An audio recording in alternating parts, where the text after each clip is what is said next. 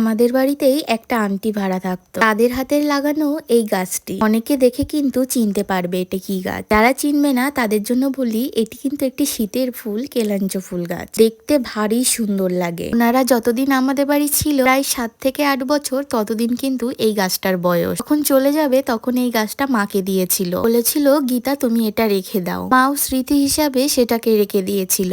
তারপরে শীতকালে দেখি দারুণ সুন্দর কিন্তু ফুল ফোটে। ফুল ফুটলে তো তোমাদের সঙ্গে শেয়ার করবই। ওই মগের মধ্যে না এই ফুল গাছটার খাবার দেওয়ার জায়গা ছিল না, আর 7-8 বছর ধরে যেহেতু এইটুকু মগের মধ্যে একটুখানি মাটিতে ছিল, এই গাছটার গ্রোথও কিন্তু কম ছিল। আর এরা একটু ছড়ানো জায়গায় হতে খুব ভালোবাসে, যেহেতু গভীরে শিকড় যে যায় না, নর্মাল গোবর সার যুক্ত মাটি আর কোকোপিট দিয়ে বসিয়ে দেওয়া হলো। মগটার অবস্থা দেখতে পারলে তো, নিচে কিন্তু কোনো শিকড় নেই। ঝুড়িটার মধ্যে কাগজ দিয়ে এটা বসানো হলো। তোমরা চাইলেও এরকম ঝুড়িতে গাছ করতে পারো, তবে বুঝে জল দেবে শীতকালে।